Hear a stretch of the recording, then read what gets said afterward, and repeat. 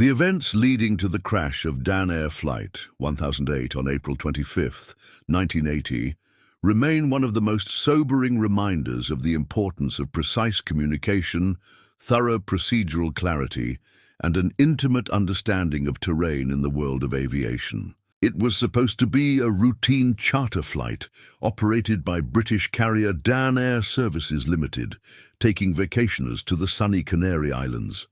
However, what unfolded over the rugged landscape near Tenerife North Airport would result in the tragic deaths of all 146 people on board and trigger serious questions about the interplay between pilot decision-making and air traffic control responsibilities.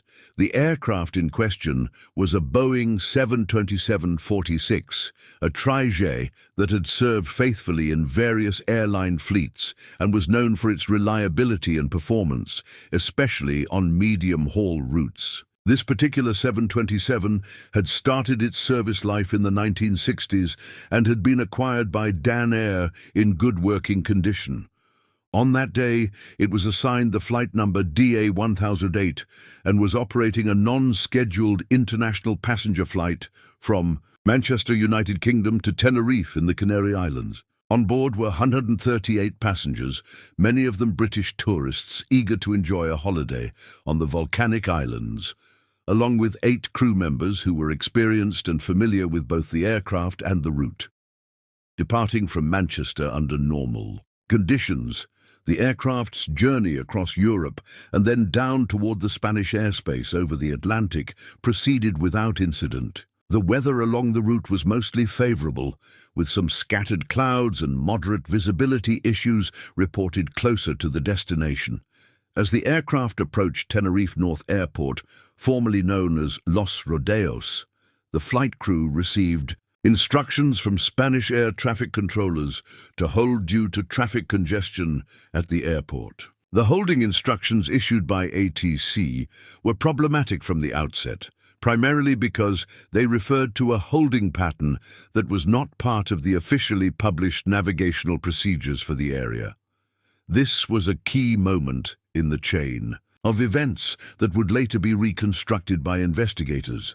The controllers instructed the crew to enter a holding pattern near the FP, or Foxtrot Papa beacon, which was positioned in proximity to mountainous terrain on the northeastern side of the island. The airspace in this region was complex due to the mountainous topography of Tenerife and the variable weather patterns common to the island's microclimates. Furthermore, the FP holding pattern that ATC referenced was an unpublished procedure, meaning it was not included in the official charts or documentation available to the flight crew.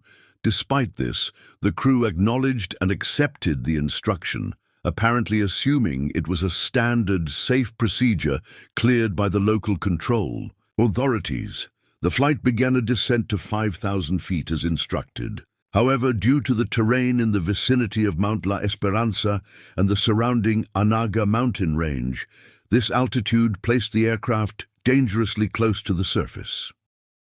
Compounding the issue was the fact that weather conditions in the region included low clouds and reduced visibility, which meant the crew was effectively flying blind while relying on their instruments and ATC instructions. The airport was surrounded by terrain that demanded strict adherence to approach protocols and minimum safe altitudes, something that became increasingly critical in these conditions. As Flight 1008 maneuvered in the designated holding area, it began a turn toward what the crew likely believed was a safe sector. However, they were in a left-hand descending turn through the cloud layer when the aircraft impacted the slopes of Mount La Esperanza at an elevation of approximately 5,400 feet, 400 feet higher than their reported altitude.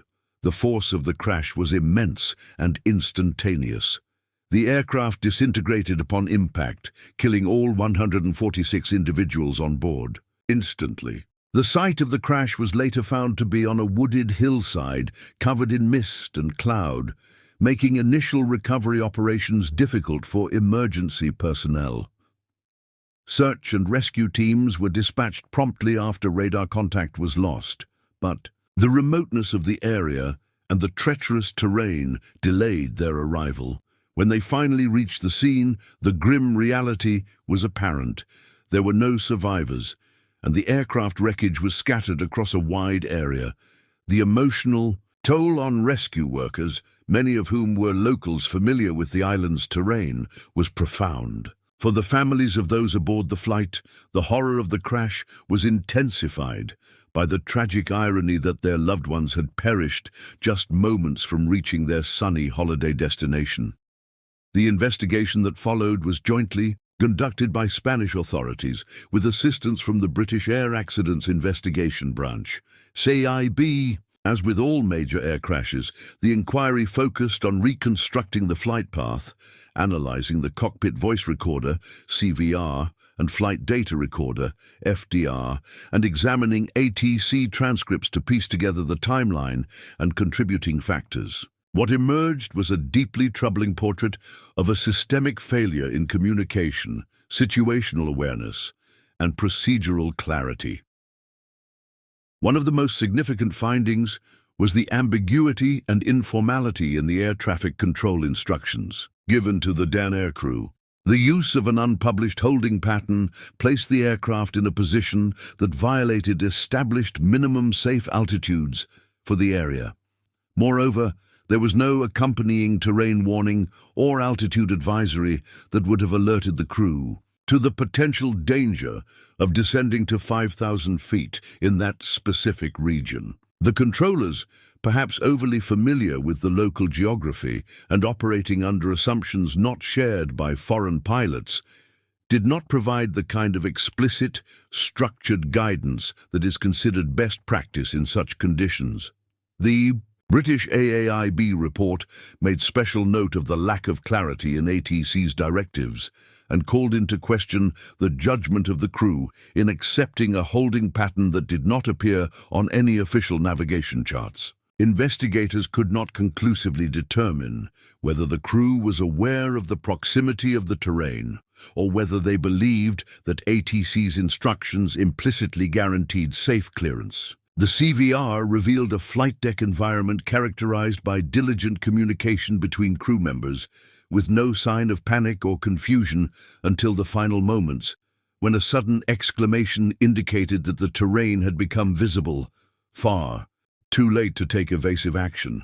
In the aftermath of the disaster, both the British and Spanish aviation authorities moved to implement changes designed to prevent a recurrence of similar incidents.